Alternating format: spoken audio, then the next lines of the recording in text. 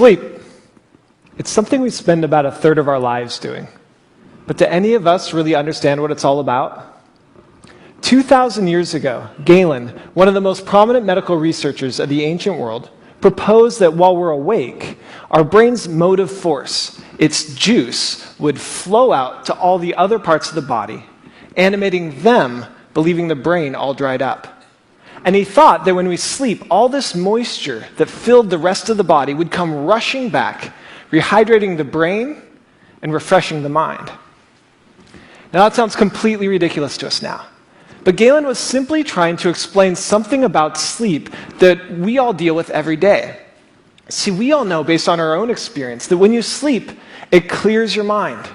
And when you don't sleep, it leaves your mind murky.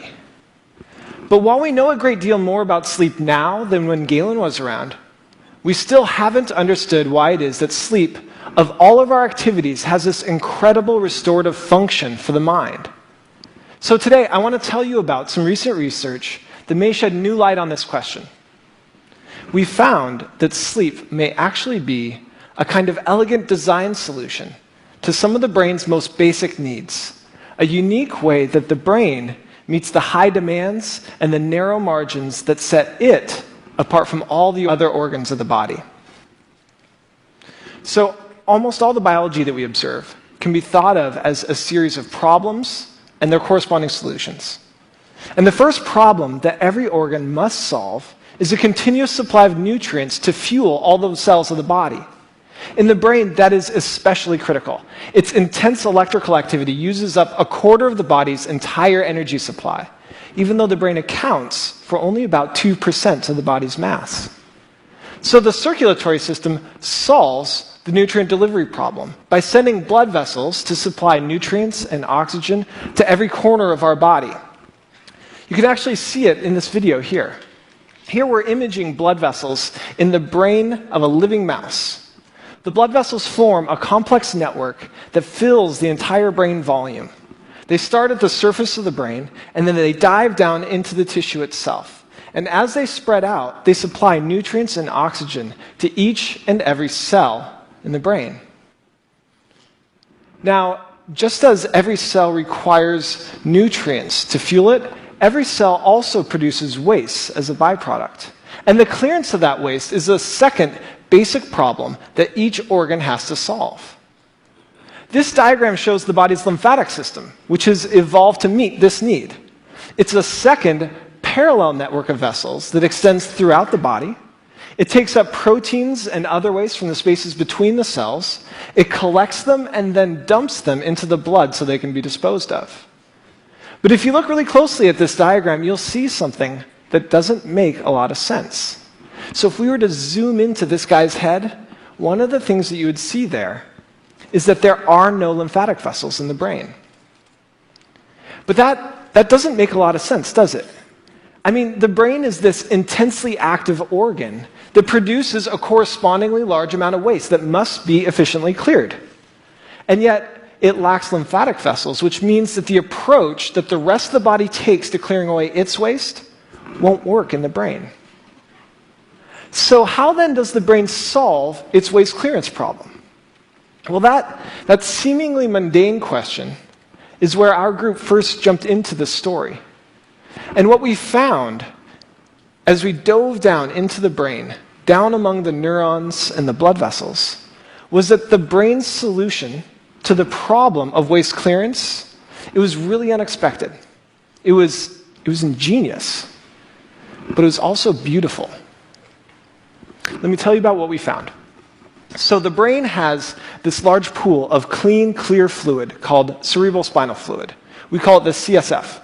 The CSF fills the space that surrounds the brain, and waste from inside the brain make their way out to the CSF, which gets dumped along with the waste into the blood. So in that way, it sounds a lot like the lymphatic system, doesn't it? But what's interesting is that the fluid and the waste from inside the brain, they don't just percolate their way randomly out to these pools of CSF. Instead, there is a specialized network of plumbing that organizes and facilitates this process. You can see that in these videos. Here, we're again imaging into the brain of living mice. The frame on your left shows what's happening at the brain's surface, and the frame on your right shows what's happening down below the surface of the brain within the tissue itself.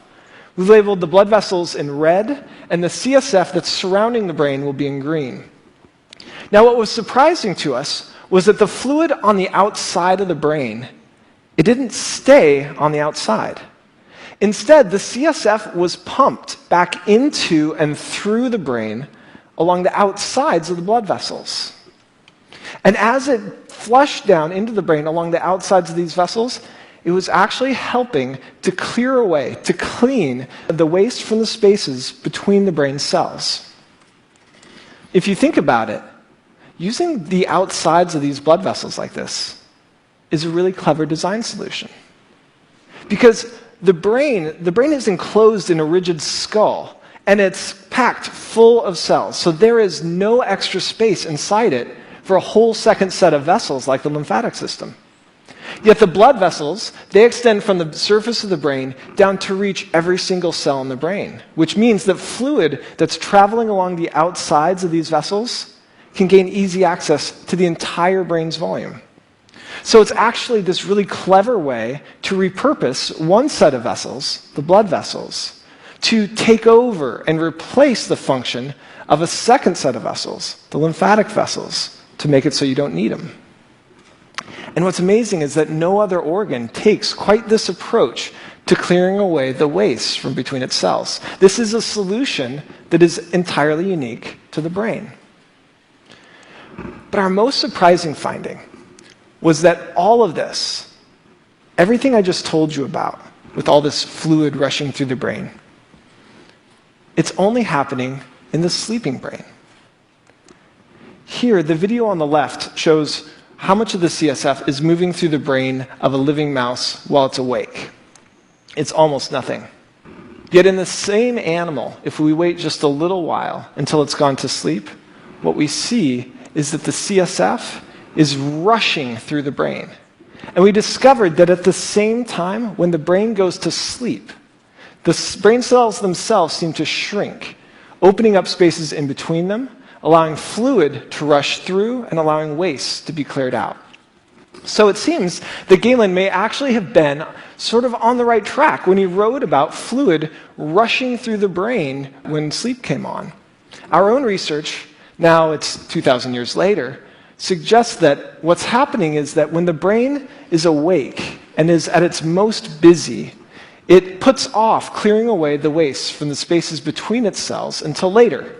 And then when it goes to sleep and doesn't have to be as busy, it shifts into a kind of cleaning mode to clear away the waste from the spaces between its brain, the waste that's accumulated throughout the day. So it's actually a little bit like how you or I, we put off our household chores during the work week when we don't have time to get to it. And then we play catch up on all the cleaning that we have to do when the weekend rolls around.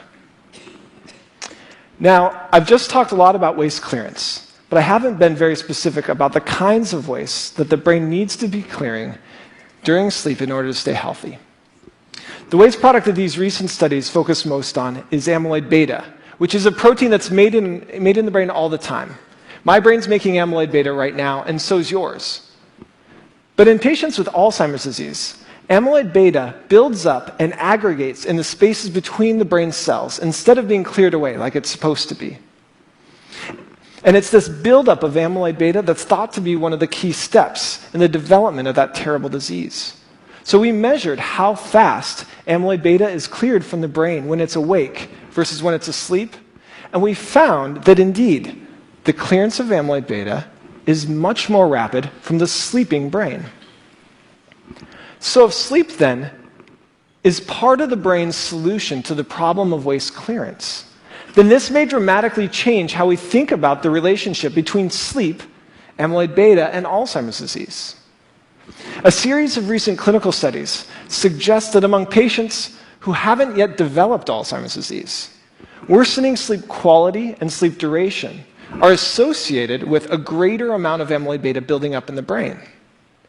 And while it's important to point out that these studies don't prove that lack of sleep or poor sleep cause Alzheimer's disease, they do suggest that the failure of the brain to keep its house clean by clearing away waste like amyloid beta, may contribute to the development of conditions like Alzheimer's. So what this new research tells us then is that the one thing that all of you already knew about sleep, that even Galen understood about sleep, that it refreshes and clears the mind, may actually be a big part of what sleep is all about. See, you and I, we go to sleep every single night, but our brains, they never rest. While our body is still and our mind is off walking in dreams somewhere, the elegant machinery of the brain is quietly hard at work, cleaning and maintaining this unimaginably complex machine. Like our housework, it's a dirty and a thankless job, but it's also important. In your house, if you stop cleaning your kitchen for a month, your home will become completely unlivable very quickly. But in the brain, the consequences of falling behind may be much greater than the embarrassment of dirty countertops. Because when it comes to cleaning the brain, it is the very health and function of the mind and the body that's at stake. Which is why understanding these very basic housekeeping functions of the brain today may be critical for preventing and treating diseases of the mind tomorrow. Thank you.